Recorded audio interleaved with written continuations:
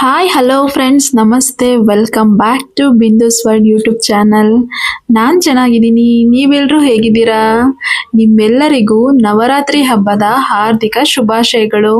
ಈ ವಿಡಿಯೋದಲ್ಲಿ ನಾನು ನಮ್ಮ ಮನೆಯಲ್ಲಿ ನವರಾತ್ರಿ ಹಬ್ಬದ ಆಚರಣೆನ ಹೇಗೆ ಮಾಡ್ತೀನಿ ಮತ್ತು ನವರಾತ್ರಿ ಹಬ್ಬದಲ್ಲಿ ಮುಖ್ಯವಾಗಿ ಆಚರಣೆ ಮಾಡೋ ಘಟ ಸ್ಥಾಪನೆ ಮತ್ತು ಅಖಂಡ ದೀಪಾರಾಧನೆನ ಹೇಗೆ ಮಾಡ್ತೀನಿ ಅಂತ ನೀವು ನೋಡ್ಬೋದು.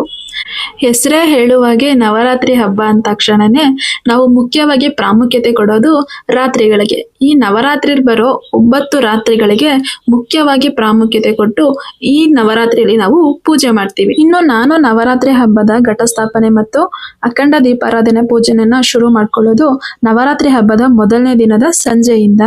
ಅದಕ್ಕೆ ನಾನು ದೇವ್ರ ಮನೆನೆಲ್ಲ ನೀಟಾಗಿ ಕ್ಲೀನ್ ಮಾಡ್ಕೊಂಡು ಮನೆನೆಲ್ಲ ಕ್ಲೀನ್ ಆಗಿದೆ.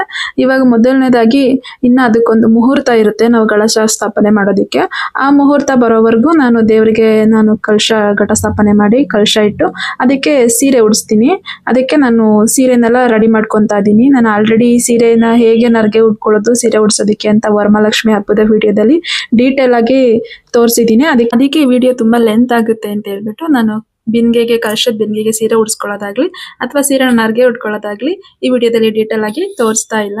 ಇನ್ನು ಸೀರೆನೆಲ್ಲ ರೆಡಿ ಮಾಡ್ಕೊಂಡಾದ್ಮೇಲೆ ಇನ್ನು ದೇವರಿಗೆ ಹಣ್ಣುಗಳೆಲ್ಲ ತಂದಿದ್ವಿ ಅಲ್ವಾ, ಅದನ್ನೆಲ್ಲ ನೀಟಾಗಿ ಕ್ಲೀನ್ ಮಾಡ್ಕೊಂಡು ಅದನ್ನು ಕೂಡ ಪೂಜೆ ತಟ್ಟೆಗೆ ಜೋಡಿಸ್ಕೊಂತಾ ಇದ್ದೀನಿ. ಪೂಜೆಗೆ ಇಟ್ಕೋಬೇಕಲ್ವಾ, ಅದಕ್ಕೆ ಪೂಜೆನೆಲ್ಲ ಜೋಡಿಸ್ಕೊಂಡು ಮತ್ತೆ ನಾವು ವರಮಹಾಲಕ್ಷ್ಮಿ ಹಬ್ಬದಲ್ಲಿ ಹೇಗೆ ಸೀರೆ ಮಡ್ಲಕ್ಕಿ ಇಡ್ತೀವಲ್ವಾ ದೇವ್ರಿಗೆ, ಅದೇ ರೀತಿ ನಾವು ನವರಾತ್ರಿ ಪೂಜೆಯಲ್ಲೂ ಘಟಸ್ಥಾಪನೆ ಮಾಡಿದಾಗ ಕಲಶ ಪೂಜೆ ಮಾಡಿದಾಗ ಅಥವಾ ನವರಾತ್ರಿ ಹಬ್ಬ ಆಚರಣೆ ಮಾಡೋ ಟೈಮಲ್ಲೂ ಕೂಡ ನಾವು ದೇವ್ರಿಗೆ ಸೀರೆ ಮಡ್ಲಕ್ಕಿನ ಇಡಬೇಕಾಗುತ್ತೆ. ನಾನಿಲ್ಲಿ ಹಾಗೇನೆ ಒಂದು ತಟ್ಟೆಗೆ ಅಕ್ಕಿ ಹಾಕೊಂಡು ಅದಕ್ಕೆ ಅರಿಶಿನ ಕುಂಕುಮ ಸ್ವಲ್ಪ ಹೂವು ಅಕ್ಷತೆನೆಲ್ಲ ಹಾಕೊಂಡು ಅದ್ರ ಜೊತೆಗೆ ನಾನು ಸೀರೆ ಮತ್ತೆ ಬ್ಲೌಸ್ ಪೀಸ್ ಎರಡನ್ನೂ ಕೂಡ ಮಡ್ಲಕ್ಕಿ ಆ ತಟ್ಟೆಗೆ ಇಟ್ಕೊತಾ ಇದ್ದೀನಿ. ಅದ್ರ ಜೊತೆಗೆ ನಾವು ಗೌರಿ ಅಚ್ಚ ಅಂತ ನೋಡಿರ್ತೀವಿ, ಗೌರಿ ಹಬ್ಬದಲ್ಲೆಲ್ಲ ಸಿಗುತ್ತೆ ಗ್ರಂಥಿಗೆ ಅಂಗಡಿಲಿ. ಆ ಗೌರಿ ಅಚ್ಚು ತಗೊಂಡ್ರೆ ಅದ್ರಲ್ಲಿ ಅರಿಶಿನ ಕುಂಕುಮ ಬಾಗಿಣಿ ಸಾಮಾನೆಲ್ಲ ಸಿಗುತ್ತೆ. ಆ ಬಾಗಿಣಿ ಸಾಮಾನು ಕೂಡ ಇಟ್ಕೊಂಡು ಮತ್ತೆ 1 ಡಜನ್ ಬಳೆ ಮತ್ತೆ ಎಲೆ ಅಡಿಕೆ ಹಣ್ಣು ದಕ್ಷಿಣೆ ಕೂಡ ಇಟ್ಕೋಬೇಕು.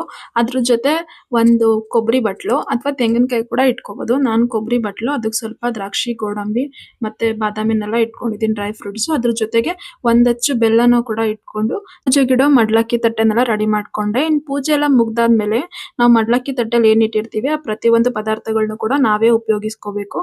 ಅಕ್ಕಿ ಮತ್ತು ಬೆಲ್ಲದಿಂದ ನಾವು ಮತ್ತೆ ಕೊಬ್ಬರಿ ಬಟ್ಲು ಏನೆಲ್ಲ ಇಟ್ಟಿರ್ತೀವಲ್ಲ ಅದರಿಂದ ಮನೇಲಿ ಸಿಹಿ ತಯಾರಿಸಿ ಮನೆಯವರೆಲ್ಲ ಕೂಡ ಅದನ್ನ ಸೇವಿಸಬೇಕು. ನಾನ್ ದೇವ್ರ ಮನೇಲೇನೆ ಇವತ್ತು ಘಟಸ್ಥಾಪನೆ ಅಖಂಡ ದೀಪಾರಾಧನೆ ಮಾಡೋದ್ರಿಂದ ದೇವ್ರ ಮನೇಲಿ ಸ್ವಲ್ಪ ಫೋಟೋಗಳನ್ನೆಲ್ಲ ಇಟ್ಕೊಂಡು ಅದಕ್ಕೆ ಅರಿಶಿನ ಕುಂಕುಮ ಹೂವು ಎಲ್ಲ ಇಟ್ಕೊಂಡು ಅಲಂಕಾರ ಮಾಡಿ ಇಟ್ಕೊಂಡಿದ್ದೀನಿ. ಇನ್ನು ಫಸ್ಟ್ ನಾವು ಅಖಂಡ ದೀಪಾರಾಧನೆ ಘಟಸ್ಥಾಪನೆ ಮಾಡೋದಕ್ಕಿಂತ ಮೊದಲು ಹೊಸ್ತಿಲು ಪೂಜೆ ಮಾಡಬೇಕು. ಯಾಕೆಂದ್ರೆ ನವರಾತ್ರಿಲಿ ಮುಖ್ಯವಾಗಿ ಪ್ರತಿಯೊಬ್ಬರು ಪಾಲಿಸಬೇಕಾಗಿರೋದು ಇದನ್ನೇ. ನಾವು ನವರಾತ್ರಿ ಹಬ್ಬ ಮಾಡ್ಲಿ ಅಥವಾ ಅಖಂಡ ದೀಪಾರಾಧನೆ ಮಾಡ್ಲಿ ಅಥವಾ ಘಟಸ್ಥಾಪನೆ ಮಾಡ್ಲಿ ಅದೆಲ್ಲ ಏನೂ ಇಲ್ಲ. ಪ್ರತಿಯೊಬ್ರು ಮನೇಲೂ ಕೂಡ ನವರಾತ್ರಿ ದಿನ ನಮ್ಗೆ ಆಚರಣೆ ಇದ್ರು ಇಲ್ಲದೆ ಇದ್ರು ಪ್ರತಿ ನವರಾತ್ರಿಲೂ ಕೂಡ 9 ದಿನ ಜೊತೆಗೆ ವಿಜಯದಶಮಿಲೂ ಕೂಡ 10 ದಿನ ನಾವು ಪ್ರತಿದಿನ ಸಂಜೆ ಹೊಸ್ತಿಲು ಪೂಜೆ ಮಾಡಿ ಅದಕ್ಕೆ ಅಲಂಕಾರ ಮಾಡಿ ದೀಪ ಹಚ್ಚಿ ಪೂಜೆ ಮಾಡೋದು ತುಂಬಾನೇ ಒಳ್ಳೇದು, ಮನೆಗೆ ತುಂಬಾನೇ ಒಳ್ಳೇದಾಗುತ್ತೆ. ಮತ್ತು ಈ ನವರಾತ್ರಿ ಆಚರಣೆ ಕೂಡ ನಾವು ಮೊದಲು ಸ್ಟಾರ್ಟ್ ಮಾಡೋದು ಈ ಹೊಸ್ತಿಲು ಪೂಜೆಯಿಂದನೇ. ನಾನು ಅದಕ್ಕೆ ಮೊದಲು ಘಟಸ್ಥಾಪನೆ ಎಲ್ಲ ಮಾಡ್ಕೊಳ್ಳೋದಕ್ಕಿಂತ ಮೊದಲು ಹೊಸ್ಲನ್ನೆಲ್ಲ ನೀಟಾಗಿ ತೊಳೆದು ಒಂದು ಬಟ್ಟೆಲೆಲ್ಲ ನೀಟಾಗಿ ಕ್ಲೀನ್ ಮಾಡ್ಕೊಂಡು ಅದಕ್ಕೆ ಅರಿಶಿನ ಸ್ವಲ್ಪ ನೀರು ಹಾಕೊಂಡು ಅರಿಶಿನ ಚೆನ್ನಾಗಿ ಕಲಿಸ್ಕೊಂಡು ಅದನ್ನ ಹೊಸ್ಲಿಗೆಲ್ಲ ಹಚ್ಕೋಬೇಕು. ಹೊಸ್ಲಿಗೆ ಅಷ್ಟೇ ಅಲ್ಲದೆ ಸೈಡ್ ನಿಲ ಏನಿರುತ್ತೆ, ನಾವು ನಿಲ ನಿಲ್ಸಿರ್ತೀವಲ್ವ ಸೈಡ್, ಅದನ್ನು ಕೂಡ ಒಂದು ಕಾಲ್ ಭಾಗದಷ್ಟು ಅರಿಶಿನ ಹಚ್ಕೋಬೇಕಾಗುತ್ತೆ. ಅದೇಂತಿಗೆ ಅಂತ ನಾನು ಆಮೇಲೆ ಹೇಳ್ತೀನಿ. ಅದೆಲ್ಲ ಹಚ್ಕೊಂಡು ನೀಟಾಗಿ ಅರಿಶಿನ ಕುಂಕುಮ ಹೂವು ಅಕ್ಷತೆ ಮತ್ತೆ ರಂಗೋಲಿನೆಲ್ಲ ಬಿಡಿಸ್ಕೊಂಡು ಹೊಸ್ಲನ್ನ ಅಲಂಕಾರ ಮಾಡ್ಕೊತಾ ಇದ್ದೀನಿ. ಈ ರೀತಿ ನಾವು ಹೊಸ್ತಿಲು ಪೂಜೆ ಅಥವಾ ಹೊಸ್ತಿಲಿಗೆ ಅಲಂಕಾರ ಮಾಡೋದು ದೀಪಾರಾಧನೆ ಮಾಡೋದು ಬರೀ ಹಬ್ಬಗಳಲ್ಲಿ ಅಷ್ಟೇ ಅಲ್ಲದೆ ನಾವು ಸಾಧ್ಯವಾದಷ್ಟು ದಿನ ಮಾಡಿದ್ರು ಒಳ್ಳೇದು. ಇಲ್ಲ ಅಂದ್ರೆ ಆಗಿಲ್ಲ ಅಂದ್ರೆ ಶುಕ್ರವಾರಗಳಂದು ಅಮಾವಾಸ್ಯೆ ಹುಣ್ಣಿಮೆ ಈ ತರ ಏನ್ ವಿಶೇಷ ದಿನಗಳಿರುತ್ತೆ ಆ ಟೈಮಲ್ಲೂ ಕೂಡ ಈ ತರ ಹೊಸ್ತಿಲು ಪೂಜೆ ಮಾಡಿ ಹೊಸ್ತಿಲು ಆರಾಧನೆ ಮಾಡೋದ್ರಿಂದ ತುಂಬಾ ಒಳ್ಳೇದು. ಇನ್ನು ಪ್ರತಿದಿನ ನಾವು ಹೊಸ್ತಿಲು ಮುಂದೆ ಮನೆ ಮುಂದೆ ತುಳಸಿ ಮುಂದೆ ಈ ರೀತಿ ಪೂಜೆ ಮಾಡಿ ರಂಗೋಲಿ ಹಾಕೋದ್ರಿಂದ ಮನೆಗೆ ಯಾವುದೇ ರೀತಿ ನಕಾರಾತ್ಮಕ ಶಕ್ತಿಗಳು ದುಷ್ಟ ಶಕ್ತಿಗಳು ಕೆಟ್ಟ ಕಣ್ಣುಗಳು ಏನೇ ಕೂಡ ನಮ್ಗೆ ತಾಕೋದಿಲ್ಲ. ಇನ್ನ ನಾವು ಈ ರೀತಿ ಅರಿಶಿನ ಕುಂಕುಮ ಎಲ್ಲ ಇಟ್ಟು ನಾವು ಮೊದಲೇ ಗೊತ್ತಿರೋ ಹಾಗೆ ಅರಿಶಿನ ಕುಂಕುಮ ಅಕ್ಷತೆ ಹೂವು ಇದೆಲ್ಲ ಮಂಗಳ ದ್ರವ್ಯಗಳು. ಇದನ್ನ ನಾವು ಮನೇಲಿ ಅಲಂಕಾರ ಮಾಡಿ ಮನೆ ಮುಂದೆ ಇಟ್ಟು ಅಲಂಕಾರ ಮಾಡೋದ್ರಿಂದ ಯಾವುದೇ ಕೆಟ್ಟ ದೃಷ್ಟಿಗಳು, ಕೆಟ್ಟ ಕಣ್ಣುಗಳು, ಯಾವುದೇ ಒಂದು ನೆಗೆಟಿವ್ ಎನರ್ಜಿ ಕೂಡ ನಮ್ಮ ಮನೆ ಒಳಗಡೆ ಬರೋದಿಲ್ಲ. ಯಾವಾಗೂ ನಮ್ಮ ಮನೆಯಲ್ಲಿ ಪಾಸಿಟಿವ್ ಆಗೇ ಇರುತ್ತೆ. ಏಕೆಂದ್ರೆ ನಮಗೆ ಮನೆಗೆ ಎಂಟ್ರೆನ್ಸ್ ಆಗಿ ನಾವು ಬಂದ ತಕ್ಷಣ ನಾವು ನೋಡೋದೇ ಹೊಸ್ತಿಲು, ಬಾಗ್ಲು ಇದನ್ನ ನೋಡ್ತೀವಿ. ಇದರಲ್ಲಿ ನಮಗೆ ಮಂಗಳಕರವಾದಂತ ವಸ್ತುಗಳನ್ನ ಇಟ್ಟು ಅಲಂಕಾರ ಮಾಡಿ ಪೂಜೆ ಮಾಡಿದ್ರೆ ನಮಗೆ ಮನೆ ನಾವು ಎಂಟ್ರಿ ತಗೋಬೇಕಾದ್ರೆ ಒಂದು ಗುಡ್ ವೈಬ್, ಒಂದು ಪಾಸಿಟಿವ್ ಎನರ್ಜಿ ಸಿಗುತ್ತಲ್ವಾ. ಅದರಿಂದ ಕೂಡ ಈ ರೀತಿ ನಾವು ಹೊಸ್ತಿಲು ಪೂಜೆ ಮಾಡ್ಕೊಳ್ಳೋದು ಪ್ರತಿದಿನ ಆಗಿಲ್ಲ ಅಂತ ಹೇಳಿದ್ರು ಅಟ್ಲೀಸ್ಟ್ ನಾವು ಹಬ್ಬಗಳಿದ್ದಾಗ ಶುಕ್ರವಾರಗಳಂದು ಆ ವಿಶೇಷ ದಿನಗಳಲ್ಲಿ ಏನಿರುತ್ತೆ ಆ ಟೈಮಲ್ಲಿ ಈ ರೀತಿ ಹೊಸ್ತಿಲುಗಳಿಗೆಲ್ಲ ಅಲಂಕಾರ ಮಾಡ್ಕೊಂಡು ಪೂಜೆ ಮಾಡ್ಕೊಳ್ಳೋದ್ರಿಂದ ತುಂಬಾನೇ ಒಳ್ಳೇದಾಗತ್ತೆ. ಇವಾಗ ಹೊಸ್ಲಿಗೆ ರಂಗೋಲಿ, ಅರ್ಶಿನ ಕುಂಕುಮ, ಹೂವ, ಅಕ್ಷತೆ ಎಲ್ಲ ಇಟ್ಟು ಅಲಂಕಾರ ಮಾಡ್ಕೊಂಡಿದ್ದಾಯ್ತು. ಇವಾಗ ದೀಪನು ಕೂಡ ಹಚ್ಕೊಂತಾ ಇದ್ದೀನಿ. ಅದ್ರ ಜೊತೆಗೆ ನಾವು ನವರಾತ್ರಿ ಹಬ್ಬದಲ್ಲಿ ಮೊದಲನೇ ದಿನ ಹೊಸ್ಲಿ ಪೂಜೆ ಮಾಡ್ತೀವಲ್ವಾ, ಮೊದಲನೇ ನವರಾತ್ರಿ ದಿನ ಆವಾಗ ನಾವು ಬರೀ ಪೂಜೆ ಮಾಡೋದಲ್ದೆ ಫಸ್ಟ್ ಹೊಸ್ತಿಲು ಪೂಜೆ ಮಾಡ್ಬೇಕಾದ್ರೆ ನಾವು ಎಳ್ಳಡಿಕೆ, ಬಾಳೆಹಣ್ಣು ಅಥವಾ ಇಲ್ಲ ಅಂದ್ರೆ ತೆಂಗಿನಕಾಯಿ ಆದ್ರ ಹೊಡ್ದಿ ಏನಾರ ನೈವೇದ್ಯ ಇಟ್ಟು ಹೊಸ್ಲಿಗೆ ಆಮೇಲೆ ಪೂಜೆ ಮಾಡ್ಬೇಕು. ನಾನು ಅದಕ್ಕೆ ಮೊದಲನೇ ದಿನ ಪೂಜೆ ಮಾಡ್ತಾ ಇರೋದ್ರಿಂದ ನಾನು ಇವತ್ತು ಎಳ್ಳಡಿಕೆ ಮತ್ತೆ ತೆಂಗಿನಕಾಯಿನ ನೈವೇದ್ಯವಾಗಿಟ್ಟು ಹೊಸ್ತಿಲಿಗೆ ಪೂಜೆ ಮಾಡ್ಕೊಂತಾ ಇದ್ದೀನಿ. ತೆಂಗಿನಕಾಯಿನೇ ಹೊಡೆದು ಪೂಜೆ ಮಾಡಬೇಕು ಅಂತ ಏನಿಲ್ಲ, ಯಾವ್ದಾದ್ರು ಹಣ್ಣುಗಳು ಕೂಡ ಇಟ್ಟು ನಾವು ಪೂಜೆ ಮಾಡ್ಕೋಬಹುದು. ಮತ್ತೆ ಪ್ರತಿ ದಿನಾನು ಅಂದ್ರೆ 9 ದಿನಾನು ನಾವು ಈ ತರ ನೈವೇದ್ಯ ಇಡಬೇಕು, ತೆಂಗಿನಕಾಯಿ ಹೊಡಿಬೇಕು ಅಂತ ಏನಿಲ್ಲ. ಫಸ್ಟ್ ದಿನ ನಾವೇನ್ ಪೂಜೆ ಮಾಡ್ತೀವಿ ನವರಾತ್ರಿ ಹಬ್ಬದ ದಿನ, ಆ ಟೈಮಲ್ಲಿ ಮಾತ್ರ ನಾವು ಹೊಸ್ತಿಲಿಗೆ ಏನಾರ ನೈವೇದ್ಯ ಇಟ್ಟು ಹಣ್ಣು ಅಥವಾ ತೆಂಗಿನಕಾಯಿ ಹೊಡೆದು ಪೂಜೆ ಮಾಡ್ಕೋಬೇಕು. ಇನ್ನು ನವರಾತ್ರಿ ಹಬ್ಬದಲ್ಲಿ ಹೊಸ್ತಿಲು ಪೂಜೆನೇ ಯಾಕೆ ಮುಖ್ಯ ಆಗುತ್ತೆ ಅಂತ ಹೇಳಿದ್ರೆ, ನಾವು ಪ್ರತಿದಿನ ಏನು ಒಂದೊಂದು ರಾತ್ರಿಗಳು ಅಂದ್ರೆ ನವರಾತ್ರಿಗಳು ಇರುತ್ತಲ್ವಾ, ಪ್ರತಿದಿನ ಒಂದೊಂದು ರಾತ್ರಿಗಳನ್ನ ಪೂಜೆ ನಾವು ಮುಗಿಸಿದಾಗ್ಲೂ ಕೂಡ ಹೊಸ್ತಿಲಲ್ಲಿ ನಾವು ಹೊಸ್ತಿಲಿಗೆ 2 ಸೈಡ್ ಹೊಸ್ತಿಲಿಗೆ ಗಂಧ ಹಚ್ಚಿ ಅದಕ್ಕೆ ಅರ್ಶಿನ ಹಚ್ಚಿ ಅದಕ್ಕೆ ಕುಂಕುಮ ಹಚ್ಚಬೇಕು. ಅಂದ್ರೆ ಪ್ರತಿದಿನ ಅವತ್ತಿನ ದಿನ ಒಂದು ಪೂಜೆ ಮುಗೀತು ಅಂತ, ಒಂದು ದಿನದ ಮೊದಲನೇ ದಿನದ ನವರಾತ್ರಿ ಪೂಜೆ ಮುಗೀತು, ನೆಕ್ಸ್ಟ್ ಡೇ ಕೂಡ ಅದೇ ತರ ಹೊಸ್ತಿಲು ಪೂಜೆ ಮಾಡಿ ಅದೇ ತರ ಮತ್ತೆ ಅದ್ರ ಮೇಲೆ ಹೇರಿಸ್ಕೊಂಡು ಹೋಗ್ಬೇಕು. ನಾವು ಗಂಧ ಏನ್ ಇಟ್ಕೊಂಡು ಹೋಗ್ತೀವಿ ಕುಂಕುಮ ಒಂದೊಂದ್ ದಿನ ಫಸ್ಟ್ ದಿನ ಕೆಳಗಡೆ ಹಚ್ಬೇಕು, 2ನೇ ದಿನ ಅದ್ರ ಮೇಲೆ ಗಂಧ ಹಚ್ಚಿ ಅದ್ರ ಮೇಲೆ ಅರ್ಶಿನ ಹಚ್ಚಿ ಅದ್ರ ಮೇಲೆ ಕುಂಕುಮ ಮಾಡಬೇಕು. ಹಂಗೆ ಒಂದೊಂದ್ ದಿನನೂ ಕೂಡ ನಾವು 9 ದಿನ ಕಂಪ್ಲೀಟ್ ಆಗೋವರೆಗೂ ಕೇವಲ 9 ದಿನ ಅಷ್ಟೇ, ವಿಜಯದಶಮಿ ದಿನ ನಾವು ಈ ತರ ಒಂದು ಗಂಧ ಹಚ್ಚಿ ಪೂಜೆ ಮಾಡೋ ಹಾಗಿಲ್ಲ. 9 ದಿನ ಮಾತ್ರ ಗಂಧ ಹಚ್ಚಿ ಪೂಜೆ ಮಾಡ್ಬೇಕು. ವಿಜಯದಶಮಿ ದಿನ ನಾವೇನ್ ಪೂರ್ತಿ ಹೊಸ್ಲು ನಾವೇನ್ ಗಂಧ ಹಚ್ಚಿರ್ತೀವಿ 9 ದಿನ ಅದನ್ನು ಪೂರ್ತಿ ಎಲ್ಲ ನೀಟಾಗಿ ಬಟ್ಟೆಲಿ ಒರೆಸಿ ಕ್ಲೀನ್ ಮಾಡಿ ವಿಜಯದಶಮಿ ದಿನ ಹೊಸ್ದಾಗಿ ಹೊಸ್ಲು ಪೂಜೆ ಮಾಡಿದ್ರೆ ನಾವು ನವರಾತ್ರಿ ಪೂಜೆ, ಹೊಸ್ತಿಲು ಪೂಜೆ ಏನಿರುತ್ತೆ ಇದು ಕಂಪ್ಲೀಟ್ ಆಗುತ್ತೆ. ಈ ವಿಡಿಯೋದಲ್ಲಿ ನನ್ನ ಮಗ ಕರೆಕ್ಟಾಗಿ ವಿಡಿಯೋ ಮಾಡಿಲ್ಲ ಗಂಧ ಹಚ್ಚೋದು ಹೇಗೆ ಅಂತ. ನನ್ನ ರೆಗ್ಯುಲರ್ ಆಗಿ ಅಪ್ಡೇಟ್ ಮಾಡೋ ಶಾರ್ಟ್ಸ್ ವಿಡಿಯೋಸ್ಗಳನ್ನ ನೀವು ನೋಡಿದ್ರೆ ಹೇಗೆ ಗಂಧ ಹಚ್ಕೋಬೇಕು ಮೇಲೆ ಅಂತ ನೀಟಾಗಿ ಗೊತ್ತಾಗುತ್ತೆ. ಅದನ್ನ ಒಂದ್ಸತಿ ವಿಸಿಟ್ ಮಾಡಿ ನೋಡಿ, ನೀಟಾಗಿ ಗೊತ್ತಾಗುತ್ತೆ ಅದ್ರ ಬಗ್ಗೆ. ಇನ್ನು ಹೊಸ್ಲು ಪೂಜೆ ಎಲ್ಲ ಆದ್ಮೇಲೆ ಇವಾಗ ಫಸ್ಟ್ ನೆಕ್ಸ್ಟ್ ಮಾಡ್ಬೇಕಿರೋದು ನಾವು ಅಖಂಡ ದೀಪಾರಾಧನೆ ಮಾಡ್ಬೇಕು, ದೀಪ ಹಚ್ಕೋಬೇಕು. ಅದಕ್ಕೆ ನಾನು ಫಸ್ಟ್ ಯಾವ ಸ್ಥಳದಲ್ಲಿ ನಾವು ದೀಪ ಹಚ್ಕೊಂತೀವಿ ಅಖಂಡ ದೀಪನ ಆ ಸ್ಥಳನ ಸ್ವಲ್ಪ ಗಂಜಲ ಹಾಕಿ ನೀಟಾಗೆಲ್ಲ ಸ್ವಚ್ಛ ಮಾಡ್ಕೋಬೇಕು. ಅದಾದ್ಮೇಲೆ ಆ ಸ್ಥಳಕ್ಕೆ ಸ್ವಲ್ಪ ಅರ್ಶಿನ ಮತ್ತೆ ಎಲ್ಲ ಕಲಸಿಟ್ಕೊಂಡಿರ್ತೀವಲ್ವಾ ಅದನ್ನೆಲ್ಲ ನೀಟಾಗಿ ಹಚ್ಚಿ ನಾವು ಯಾವ ಸ್ಥಳದಲ್ಲಿ ತಟ್ಟೆ ಇಡ್ತೀವಿ ಆ ಸ್ಥಳಕ್ಕೆ ಅರ್ಶಿನೆಲ್ಲ ನೀಟಾಗಿ ಹಚ್ಕೊಂಡು ಅದ್ರ ಜೊತೆಗೆ ನಾವು ಅಖಂಡ ದೀಪಾರಾಧನೆ ಮಾಡೋದಕ್ಕೆ ಹೊಸ ದೀಪ ತಗೊಂಡಿರ್ತೀವಲ್ವಾ ಆ ದೀಪನು ಕೂಡ ಈ ಹೊಸ ದೀಪ ತಗೊಂಡ್ರೆ ಏನ್ ಮಾಡ್ಬೇಕು ಅಂದ್ರೆ ನಾವು ಒಂದಿನ ಆ ದೀಪನ ನೀರಲ್ಲಿ ನೆನೆಸಿಡ್ಬೇಕಾಗುತ್ತೆ. ಯಾಕೆಂದ್ರೆ ನಾವು ಡೈರೆಕ್ಟ್ ಆಗಿ ಹಾಗೆ ಯೂಸ್ ಮಾಡ್ಬಿಟ್ರೆ ಹೊಸ ದೀಪ ಆಗಿರೋದ್ರಿಂದ ಎಣ್ಣೆ ಜಾಸ್ತಿ ಹಿಡಿಯುತ್ತೆ, ಅಂದ್ರೆ ಜಾಸ್ತಿ ಕುಡಿಯುತ್ತೆ ಎಣ್ಣೆ ಅಂತ ಹೇಳ್ಬಿಟ್ಟು ಒಂದಿನ ನೀರಲ್ಲಿ ನೆನೆಸಿಟ್ಟು ಆಮೇಲೆ ಯೂಸ್ ಮಾಡಿದ್ರೆ ಎಣ್ಣೆ ಅಷ್ಟು ಕುಡಿಯೋದಿಲ್ಲ ಅಂತ ಹೇಳ್ತಾರೆ. ಅದಾದ್ಮೇಲೆ ನಾನು ಆ ದೀಪಕ್ಕೂ ಕೂಡ ನೀಟಾಗೆ ಅರ್ಶಿನೆಲ್ಲ ಸುತ್ತ ಹಚ್ಕೊಂತಾ ಇದ್ದೀನಿ. ಈ ರೀತಿ ದೀಪನು ಕೂಡ ಚೆನ್ನಾಗಿ ಅರ್ಶಿನ ಎಲ್ಲ ಹಚ್ಕೊಂಡು ಅದಕ್ಕೂ ಕೂಡ ಕುಂಕುಮ ಎಲ್ಲ ಇಟ್ಕೊಂಡು ಅಲಂಕಾರ ಮಾಡ್ಕೋಬೇಕು. ಅದಾದ್ಮೇಲೆ ಇವಾಗ ಅರ್ಶಿನ ಹಚ್ಚಿದೆ ಅಲ್ವಾ, ನಾನು ದೀಪ ಇಡೋ ಒಂದು ಸ್ಥಳಕ್ಕೆ ಆ ಸ್ಥಳದಲ್ಲಿ ರಂಗೋಲಿ ಬಿಟ್ಕೊಂತಾ ಇದ್ದೀನಿ. ಅಷ್ಟದಳ ಪದ್ಮ ರಂಗೋಲಿನ ಬಿಡಿಸ್ಕೊಬೇಕು ಅದ್ರ ಮೇಲೆ. ಇನ್ನು ನಾವು ಪ್ರತಿದಿನ ಇಡೋ ಕಲಶದ ಕೆಳಗಡೆ ನಾವು ರಂಗೋಲಿ ಬಿಡಿಸ್ಕೊಳ್ಳೋದಾಗ್ಲಿ ಅಥವಾ ವಿಶೇಷ ದಿನಗಳಲ್ಲಿ ಈ ತರ ಏನಾರ ನಾವು ರಂಗೋಲಿ ಬಿಡಿಸ್ಕೊಳ್ಳೋದಾದ್ರೆ ನಾವು ರಂಗೋಲಿ ಪುಡಿನ ಯೂಸ್ ಮಾಡ್ಕೋಬಾರ್ದು, ಅಕ್ಕಿ ಹಿಟ್ಟಿಂದ ನಾವು ರಂಗೋಲಿನ ಬಿಡಿಸ್ಕೋಬೇಕು. ಯಾಕೆ ಅಂತ ಹೇಳಿದ್ರೆ ರಂಗೋಲಿ ಪುಡಿ ಅದು ಕಲ್ಲಿರುತ್ತಲ್ವಾ ಅದರಿಂದ ಅದನ್ನ ನಾವು ಯೂಸ್ ಮಾಡ್ಕೊಳ್ಳೋಂಗಿಲ್ಲ. ಅಕ್ಕಿ ಹಿಟ್ಟನ್ನ ಯೂಸ್ ಮಾಡ್ಕೊಂಡು ನಾವು ರಂಗೋಲಿನ ಬಿಡಿಸ್ಕೋಬೇಕು. ನಾನಿಲ್ಲಿ ಅಕ್ಕಿ ಹಿಟ್ಟನ್ನ ಯೂಸ್ ಮಾಡ್ಕೊಂಡು ಅಷ್ಟದಳ ಪದ್ಮ ರಂಗೋಲಿನ ಬಿಡಿಸ್ಕೊಂಡು ಆ ರಂಗೋಲಿ ಮೇಲೆ ಸ್ವಲ್ಪ ಅರ್ಶಿನ, ಕುಂಕುಮ, ಅಕ್ಷತೆ, ಹೂವು ಹಾಕೊಂಡಿದ್ದೀನಿ. ಅದಾದ್ಮೇಲೆ ನಾವು ದೀಪ ಹಚ್ಚೋದಿಕ್ಕೆ ತಟ್ಟೆ ಇಟ್ಕೋಬೇಕು. ಆ ತಟ್ಟೆಗೆ 3 ಬೊಕ್ಸೆ ಅಷ್ಟು ಅಕ್ಕಿನ ಹಾಕೊಂತಾ ಇದ್ದೀನಿ. ಇನ್ನು ತಟ್ಟೆಗೆ ಅಕ್ಕಿ ಎಲ್ಲ ಹಾಕೊಂಡಾದ್ಮೇಲೆ ಅಕ್ಕಿನೆಲ್ಲ ನೀಟಾಗಿ ಸಮ ಮಾಡ್ಕೊಂತಾ ಇದ್ದೀನಿ. ಅದಾದ್ಮೇಲೆ ನಾನು 3 ಚಿಹ್ನೆಗಳನ್ನ ಬರ್ಕೊಂತಾ ಇದ್ದೀನಿ ದೀಪ ಹಚ್ಚೋ ಮುಂಚೆ. ಒಂದು ಓಂ ಬರಿತಾ ಇದ್ದೀನಿ, ಅದಾದ್ಮೇಲೆ ಸ್ವಸ್ತಿಕ್ ಚಿಹ್ನೆ ಬರ್ದಿದ್ದೀನಿ. ಅದಾದ್ಮೇಲೆ ಅಕ್ಷರದಲ್ಲಿ ಓ ಬರ್ದಿ 0 ಬರ್ದಿ ಓಂ ಬರಿತೀವಲ್ವಾ ಅದನ್ನ ಬರ್ಕೊಂತೀನಿ. ಇದನ್ನ ನಾವು ಪ್ರತಿನಿತ್ಯ ಕಲಶ ಕೂರಿಸ್ತೀವಲ್ವಾ ಆ ಕಲಶ ತಟ್ಟಲ್ಲಿ ಬರೆದ್ರು ಕೂಡ ತುಂಬಾ ಒಳ್ಳೇದಾಗುತ್ತೆ. ಅದನ್ನೆಲ್ಲ ಬರ್ಕೊಂಡಾದ್ಮೇಲೆ ಅದಕ್ಕೂ ಕೂಡ ನಾವು ದೀಪ ಹಚ್ತೀವಲ್ವಾ ಆ ಒಂದು ಜಾಗದಕ್ಕೆ ಅರಿಶಿನ ಕುಂಕುಮ ಹೂವ ಅಕ್ಷತೆ ಹಾಕ್ಬಿಟ್ಟು ಅದನ್ನ ತಟ್ಟೆನ ಮುಟ್ಟಿ ನಮಸ್ಕಾರ ಮಾಡ್ಕೊಂತಾ ಇದ್ದೀನಿ. ಏಕೆಂದ್ರೆ ನಾವು ಅಖಂಡ ದೀಪಾರಾಧನೆ ಮಾಡ್ತಾ ಇರೋದು ಕೇವಲ ಒಂದ್ ದಿನಕ್ಕಲ್ಲ. ನಾವು ಇವತ್ತು ಹಚ್ಚಿದ್ರೆ ನವರಾತ್ರಿ ದಿನ ಅದು ಕೊನೆ ದಿನ ವಿಜಯದಶಮಿ ಆಗೋವರೆಗೂ ಆ ದೀಪ ಉರಿತಾನೆ ಇರ್ಬೇಕು. ಅಂದ್ರೆ ದೀಪ ಬೆಳಗ್ತಾನೆ ಇರ್ಬೇಕು, ತಣ್ಣಗ್ ಆಗೋ ಹೋಗಿಲ್ಲ.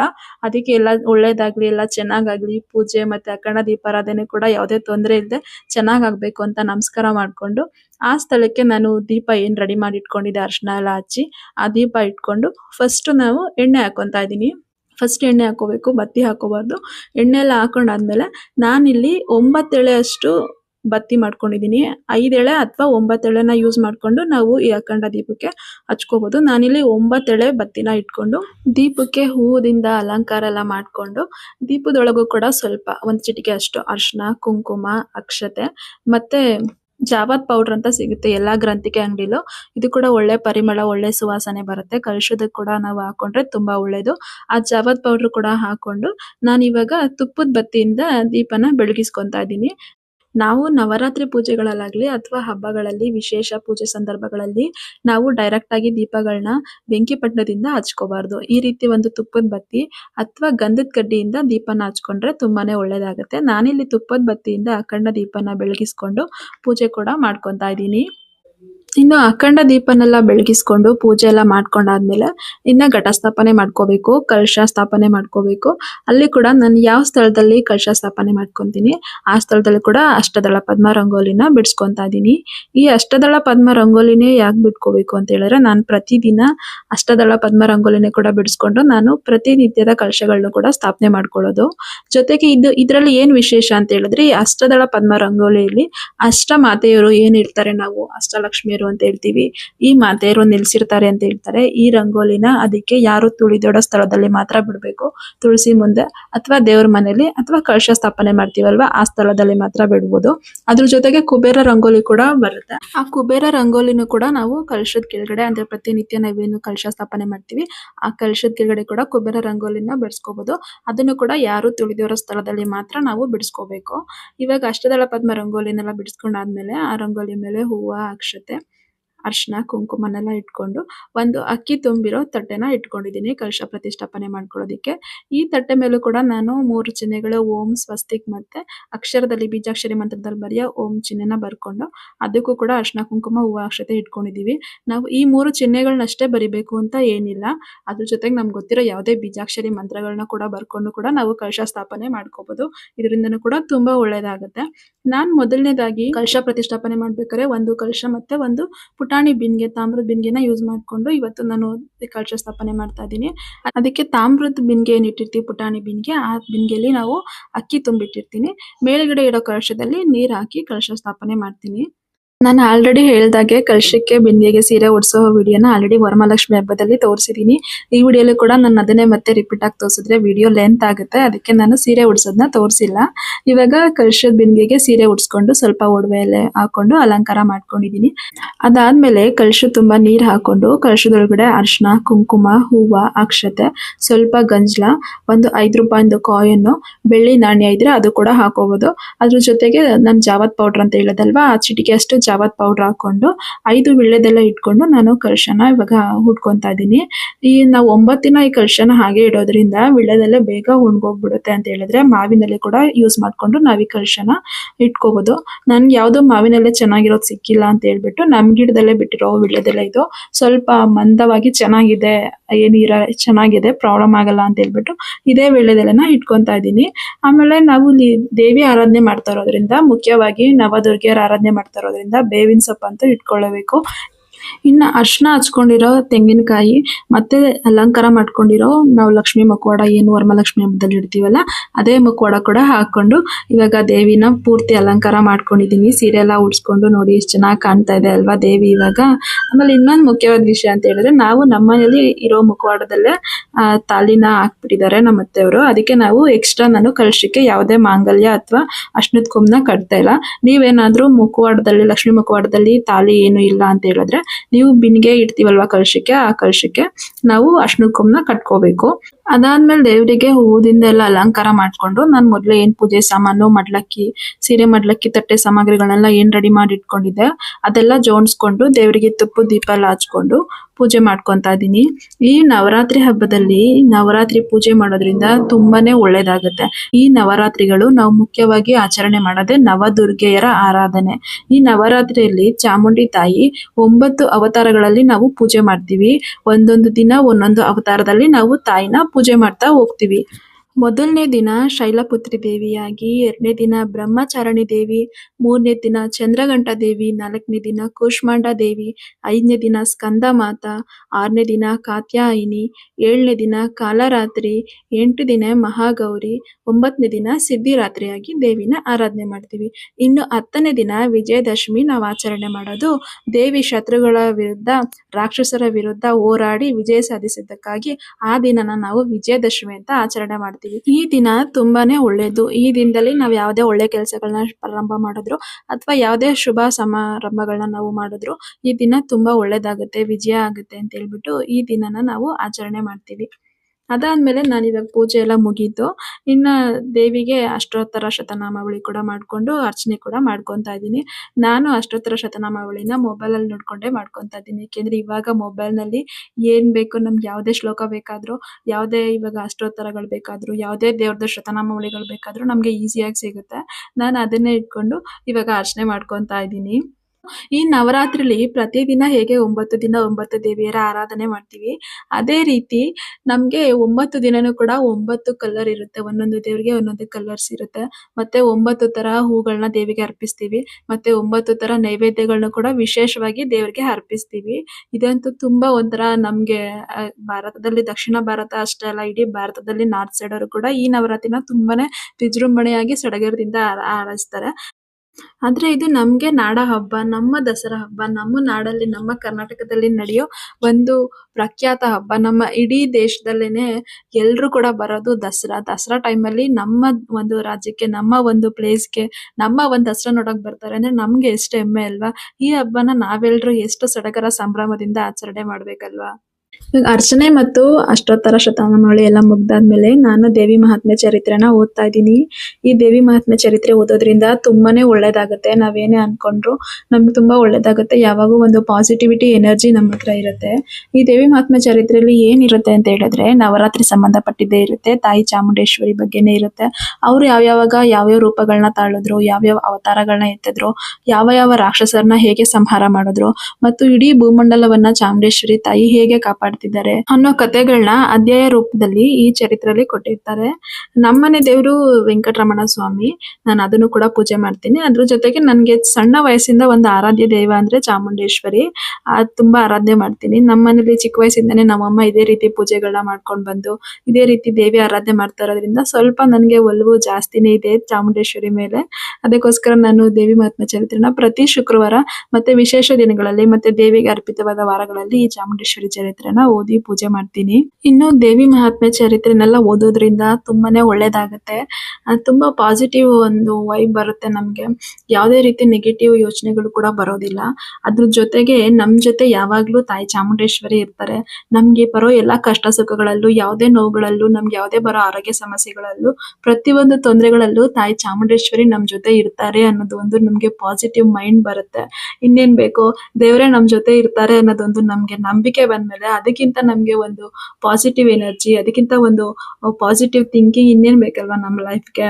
ಸೊ ನನ್ಗೆ ಹಾಗೆ ಚಿಕ್ಕ ವಯಸ್ಸಿಂದ ಈ ದೇವಿ ಮಹಾತ್ಮೆ ಚರಿತ್ರೆನ ಓದಿ ನನ್ ಇವಾಗ ಕೂಡ ಯಾವುದೇ ಊರುಗಳಿಗೆ ಹೋದ್ರು ಅಥವಾ ಯಾವುದೇ ಟ್ರಿಪ್ಗಳಿಗೆ, ದೂರ ಪ್ರವಾಸಗಳಿಗೆ ಹೋದ್ರೆ ನನ್ ವ್ಯಾನಿಟಿ ಬ್ಯಾಗಲ್ಲಿ ಏನಿಲ್ಲ ಅಂದ್ರೂ ಮಿಸ್ ಮಾಡದೆ ದೇವಿ ಮಹಾತ್ಮೆ ಚರಿತ್ರೆನ ಇಟ್ಕೊಂಡಿರ್ತೀನಿ. ಯಾಕೆಂದ್ರೆ ಆ ಬುಕ್ನ ನಾವು ಆ ಚರಿತ್ರೆನ ಇಟ್ಕೊಂಡಿರೋದ್ರಿಂದ ತಾಯಿ ಚಾಮುಂಡೇಶ್ವರಿನೇ ನಮ್ ಜೊತೆ ಬರ್ತಾ ಇದ್ದಾರೆ. ನಮ್ಗೇನು ಸಮಸ್ಯೆ ಆಗ್ತಿರೋದಂಗೆ ನೋಡ್ಕೊಂತಾರೆ, ಕ್ಷೇಮವಾಗಿ ನಮ್ನ ವಾಪಸ್ ಮನೆ ಕರ್ಕೊಂಡ್ ಬರ್ತಾರೆ ಅನ್ನೋದೊಂದು ನಂಬಿಕೆ ಇದೆ ನನಗೆ. ಅಷ್ಟು ನಾನು ತಾಯಿ ಚಾಮುಂಡೇಶ್ವರಿನ ನಂಬ್ತೀನಿ. ಇವಾಗ ದೇವಿ ಮಹಾತ್ಮೆ ಎಲ್ಲ ಓದಿ ಮುಗ್ದಿದೆ. ಅದಾದ್ಮೇಲೆ ತಾಯಿಗೆ ಮಂಗಳಾರತಿ ಮಾಡಿ ಮನೆಯವರೆಲ್ರಿಗೂ ಕೂಡ ಮಂಗಳಾರತಿ ಕೊಡ್ತಾ ಇದ್ದೀನಿ. ಜೊತೆಗೆ ನಿಮ್ಗೂ ಕೂಡ ಒಳ್ಳೇದಾಗ್ಲಿ, ನಿಮ್ಮೆಲ್ಲರಿಗೂ ಕೂಡ ಒಳ್ಳೇದಾಗ್ಲಿ ಅಂತ ನಿಮ್ಗೂ ಕೂಡ ಆರತಿ ಕೊಡ್ತಾ ಇದ್ದೀನಿ. ನಮಸ್ತೆ, ಮತ್ತೊಮ್ಮೆ ನಿಮ್ಮೆಲ್ಲರಿಗೂ ಬಿಂದು ಸ್ವಾಡ್ ಯೂಟ್ಯೂಬ್ ಚಾನಲ್ಗೆ ಸ್ವಾಗತ. ಮೊದಲನೇದಾಗಿ ನಿಮ್ಮೆಲ್ಲರಿಗೂ ನವರಾತ್ರಿ ಹಬ್ಬದ ಹಾರ್ದಿಕ ಶುಭಾಶಯಗಳು.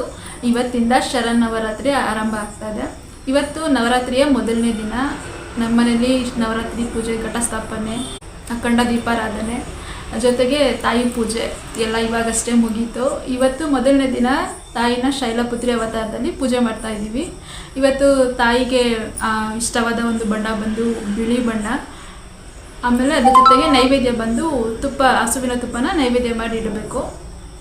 ನಾನು ಇವಾಗಷ್ಟೇ ಪೂಜೆನೆಲ್ಲ ನೈವೇದ್ಯ ಪೂಜೆ ಎಲ್ಲ ಮುಗೀತು. ಅದಾದಮೇಲೆ ನಿಮ್ಮ ಜೊತೆ ಮಾತಾಡೋಣ ಅಂತ ಬಂದ್ವಿ. ಈ ಒಂದು ನವರಾತ್ರಿ ಆಚರಣೆ, ನವರಾತ್ರಿ ಹಬ್ಬ ಮಾಡೋದು ಇದೆಲ್ಲ ನಾನು ಒಂದು ಕಳೆದ 5 ವರ್ಷದಿಂದ ಮಾಡ್ಕೊಂಡು ಬರ್ತಾ ಇದ್ದೀನಿ. ಅದಕ್ಕಿಂತ ಮುಂಚೆ ನಮ್ಮಮ್ಮ ಈ ಪೂಜೆ ಮಾಡ್ತಾಯಿದ್ರು. ನಾವು ಚಿಕ್ಕ ವಯಸ್ಸಿದ್ದಾಗಿಂದನೂ ಈ ನವರಾತ್ರಿನ 9 ದಿನ ನವರಾತ್ರಿ ತಾಯಿನ ಕೂರಿಸಿ ವಿಜಯದಶಮಿವರೆಗೂ ಪೂಜೆ ಮಾಡಿ ಈ ಥರ ಎಲ್ಲ ಪೂಜೆ ಸಲ್ಲಿಸ್ತಿದ್ರು. ನಾನಿವಾಗ ಒಂದು 5 ವರ್ಷದಿಂದ ಈ ಥರ ನವರಾತ್ರಿ ಟೈಮಲ್ಲಿ ದೇವ್ರನ್ನ ಮನೇಲಿ ಕೂರಿಸಿ ಅಖಂಡ ದೀಪಾರಾಧನೆ ಮಾಡಿ ಪೂಜೆ ಮಾಡ್ತಾ ಇದ್ದೀನಿ. ತುಂಬ ಒಳ್ಳೆಯದಾಗುತ್ತೆ. ಈ ಥರ ನಾವೇನೇ ಅಂದ್ಕೊಂಡು, ಏನೇ ಸಂಕಲ್ಪ ಮಾಡಿಕೊಂಡು ಈ ಥರ ಒಂದು ಪೂಜೆ ಮಾಡ್ತೀವಿ. ಏನೋ ಅಂದ್ಕೊಂಡು ನಮಗೇನೋ ಒಂದು ಆಗಬೇಕಿತ್ತು ಅಂತ ಅಂದ್ಕೊಂಡು ಪೂಜೆ ಮಾಡಿದ್ರೆ ತುಂಬ ಒಳ್ಳೆಯದಾಗುತ್ತೆ. ನಾನು ಮೊದಲು ಈ ಪೂಜೆ ಮಾಡ್ತಾ ಇರಲಿಲ್ಲ. ಬರೀ ನವರಾತ್ರಿ ಟೈಮಲ್ಲಿ ದೇವಿ ಮಹಾತ್ಮೆ ಓದ್ತೀನಿ. ಅಂದರೆ ಅಮ್ಮ ಪೂಜೆ ಮಾಡ್ತಿದ್ರಲ್ವ, ಅದೇ ರೀತಿ ಆ ಟೈಮಿಂದನೇ ನನಗೆ ಒಂದು 12 ವರ್ಷ ಇದ್ದಾಗಿಂದನೇ ದೇವಿ ಮಹಾತ್ಮೆ ಓದೋದನ್ನ ರೂಢಿ ಮಾಡಿಬಿಟ್ಟಿದ್ರು. 12 ವರ್ಷ ಇದ್ದಾಗಿಂದನೇ ಓದ್ಕೊಂಡು ಬರ್ತಾಯಿದ್ದೆ. ಬರೀ ನವರಾತ್ರಿ ಟೈಮಲ್ಲಿ ಈ ಥರ ಮಾಮೂಲಿ ಏನು ಕಳಶ ಇಟ್ಟು ಪೂಜೆ ಮಾಡಿರ್ತೀವಲ್ವ, ಮನೇಲಿ ಇಟ್ಟಿರ್ತೀವಲ್ಲ ಸಾಮಾನ್ಯ ಟೈಮಲ್ಲಿ, ಅದೇ ಥರ ಇಟ್ಬಿಟ್ಟು ಬರೀ ನವರಾತ್ರಿ ಚರಿತ್ರೆ ಓದ್ಕೊಂಡು ದೇವಿ ಮಹಾತ್ಮೆ ಓದ್ಕೊಂಡು ಪೂಜೆ ಮಾಡ್ಕೊತಾ ಇದ್ದೆ. ಈ ಥರ ನವರಾತ್ರಿ ಹಬ್ಬದ ಟೈಮಲ್ಲಿ ತುಂಬಾ ಶಕ್ತಿ ಇರುತ್ತೆ. ಈ ಟೈಮಲ್ಲಿ ಈ ದಿನಗಳಿಗೆ ನವರಾತ್ರಿ ಆರಾಧನೆ ಮಾಡಬೇಕಾದ್ರೆ, ಏಕೆಂದರೆ ಎಲ್ಲ ದೇವ್ರನ್ನ ಪಟ್ಟು ಕೂರಿಸಿರ್ತಾರೆ. ಈ ಟೈಮಲ್ಲಿ ನಾವು ನವದುರ್ಗೆಯರನ್ನ ಆರಾಧನೆ ಮಾಡೋದು, ತಾಯಿ ಚಾಮುಂಡೇಶ್ವರನ್ನ ಆರಾಧನೆ ಮಾಡೋದ್ರಿಂದ ತುಂಬ ಒಂಥರ ಏನು ಹೇಳ್ತಾರೆ, ಒಂದು ಡಬ್ಬಲ್ ನಮಗೆ ಒಳ್ಳೆಯದಾಗುತ್ತೆ ಅಂತಲೇ ಹೇಳ್ಬೋದು. ತುಂಬ ಒಳ್ಳೆಯದಾಗುತ್ತೆ ಈ ಥರ ಪೂಜೆ ಮಾಡೋದ್ರಿಂದ. ನಾವೇನೇ ಸಂಕಲ್ಪ ಮಾಡಿಕೊಂಡು, ಏನೇ ಮನಸ್ಸಲ್ಲಿ ಅಂದ್ಕೊಂಡು, ಏನೇ ಕೋರಿಕೆ ಮಾಡಿಕೊಂಡು ಈ ಥರ ಪೂಜೆ ಮಾಡಿಕೊಂಡ್ರೆ ತುಂಬಾ ಒಳ್ಳೆಯದಾಗುತ್ತೆ. ನಾನು ಅದೇ ಥರ ಅಂದ್ಕೊಂಡು ಯಾವುದೋ ಒಂದು ಸಂದರ್ಭದಲ್ಲಿ ಏನೋ ಒಂದು ಆರೋಗ್ಯ ಸಮಸ್ಯೆ ಆಗಿ ಆ ಟೈಮಲ್ಲಿ ಆಸ್ಪತ್ರೆಗೆ ತೋರಿಸಿದ್ರು ಕೂಡ ಅಲ್ಲಿ ಕ್ಯೂರ್ ಆಗಿಲ್ಲ. ಆ ಟೈಮಲ್ಲಿ ನಾನು ಅಂದ್ಕೊಂಡೆ ಈ ಥರ ನಾನು ಇದೇ ಥರ ಅಮ್ಮ ಮಾಡ್ತಿದ್ರಲ್ಲ ಅದೇ ಥರ ನವರಾತ್ರಿ ಆರಾಧನೆ ಮಾಡ್ತೀನಿ ತಾಯಿ. ನನಗೆ ಅದು ಏನಾಗಿತ್ತು ಅಂದರೆ ಯೋಗ ತಳ್ಳಿಬಿಟ್ಟಿದ್ದ ನನ್ನನ್ನು. ಅವ್ರಿನ್ನೂ ಚಿಕ್ಕ ಮಗು ಇದ್ದಾಗ ತಳ್ಳಿಬಿಟ್ಟು ಶೆಲ್ಫಿಗೆ ಹೋಗಿ ಹೊಡ್ಕೊಂಬಿಟ್ಟಿದ್ದೆ ಹೊಟ್ಟೆಗೆ. ಆ ಟೈಮಲ್ಲಿ ಏನಾಯಿತು ಅಂದರೆ ಆಸ್ಪತ್ರೆಗೆ ಎಷ್ಟೇ ತೋರಿಸಿದ್ರು ಏನೂ ಪ್ರಾಬ್ಲಮ್ ಇಲ್ಲ ಅಂತ ಹೇಳ್ತಾಯಿದ್ರು.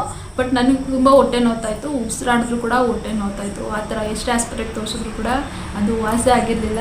ಆ ಟೈಮಲ್ಲಿ ನನಗೆ ಅಂದ್ಕೊಂಡಿದ್ದೆ, ಏನೋ ದೇವ್ರಿಗೆ ಏನಾರ ಪೂಜೆ ಮಾಡೋಣ, ಏನಾರು ಅಂದ್ಕೊಳ್ಳೋಣ, ಏನಾರು ವಾಸಿ ಆಗ್ಬೋದೇನೋ ಅಂತ ಅಂದ್ಕೊಂಡು ಆ ಟೈಮಲ್ಲಿ ಅಂದ್ಕೊಂಡಿದ್ದೆ. ಅಮ್ಮ ಮೊದಲಿಂದ ಪೂಜೆ ಮಾಡ್ತಿದ್ರಲ್ಲ, ನಾನು ಚಿಕ್ಕ ವಯಸ್ಸಿಂದ ನೋಡ್ಕೊಂಡು ಬಂದಿದ್ದಲ್ಲ, ಅದೇ ಥರ ಅಂದ್ಕೊಂಡು ನಾನು ಇನ್ನು ಮುಂದೆ ಮಾಡ್ತೀನಮ್ಮ, ನನಗೂ ವಾಸಿ ಆಗಿಬಿಡ್ಲಿ, ಈ ಥರ ಏನು ಹೊಟ್ಟೆ ನೋವ್ತಾ ಇದೆ. ಯಾಕೆಂದರೆ ಉಸಿರಾಡಿದ್ರು ಕೂಡ ಆಸ್ಪತ್ರೆಯಲ್ಲಿ ಏನೂ ಇಲ್ಲ ಅಂತ ಹೇಳ್ತಾಯಿದ್ರು.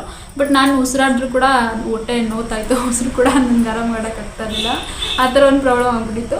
ಆ ಟೈಮಲ್ಲಿ ಅಂದ್ಕೊಂಡಿದ್ದು ನನಗೆ ಇದು ಏನು ಹೊಟ್ಟೆ ನೋವಿದೆ ಅದು ವಾಸಿ ಆಗಿಬಿಟ್ರೆ ನಾನು ಇದೇ ಥರ ನವರಾತ್ರಿ ಅಮ್ಮ ಮಾಡ್ತಿರೋ ಥರನೇ ಮಾಡ್ಕೊಂಡು ಹೋಗ್ತೀನಿ ಅಂತ ಹಂಗೆ ಅಂದ್ಕೊಂಡು ದೇವ್ರ ಮುಂದೆ ನಿಂತ್ಕೊಂಡು ಎಲ್ಲ ಪ್ರಾರ್ಥನೆ ಮಾಡ್ಕೊಂಡು ಹೋದೆ. ನನಗೆ ಕ್ಯೂರ್ ಆಗಿಬಿಡ್ತು ಹೊಟ್ಟೆ ನೋವು ಆಟೋಮೆಟಿಕ್ಕಾಗಿ. ಅವಾಗಿಂದ 5 ವರ್ಷದಿಂದ ಇದೇ ರೀತಿ ಮನೇಲಿ ನವರಾತ್ರಿ ಹಬ್ಬದ ಟೈಮಲ್ಲಿ ತಾಯಿನ ಕೂರಿಸಿ ಪೂಜೆ ಮಾಡ್ತಾಯಿದ್ದೀನಿ. ಎಲ್ಲ ಒಳ್ಳೇದಾಗ್ತಾನೆ ಬಂದಿದೆ, ತುಂಬ ಒಳ್ಳೆಯದಾಗುತ್ತೆ ನವರಾತ್ರಿ ಟೈಮಲ್ಲಿ. ಯಾಕೆಂದರೆ ನಮ್ಮದು ಕರ್ನಾಟಕದ ಹಬ್ಬ, ನಮ್ಮ ಕನ್ನಡ ಹಬ್ಬ, ನಮ್ಮ ನಾಡ ಹಬ್ಬ ದಸರಾ. ಈ ಟೈಮಲ್ಲಿ ನಾವೆಲ್ಲರೂ ಆರಾಧನೆ ಮಾಡೋದು, ದೇವಿ ಆರಾಧನೆ ಮಾಡೋದು, ಪೂಜೆ ಮಾಡೋದು, ಇದರಿಂದ ತುಂಬ ಎಲ್ಲರಿಗೂ ಒಳ್ಳೆಯದೇ ಕೂಡ ಆಗುತ್ತೆ. ಮತ್ತೊಮ್ಮೆ ನಿಮ್ಮೆಲ್ಲರಿಗೂ ನವರಾತ್ರಿ ಹಬ್ಬದ ಹಾರ್ದಿಕ ಶುಭಾಶಯಗಳು.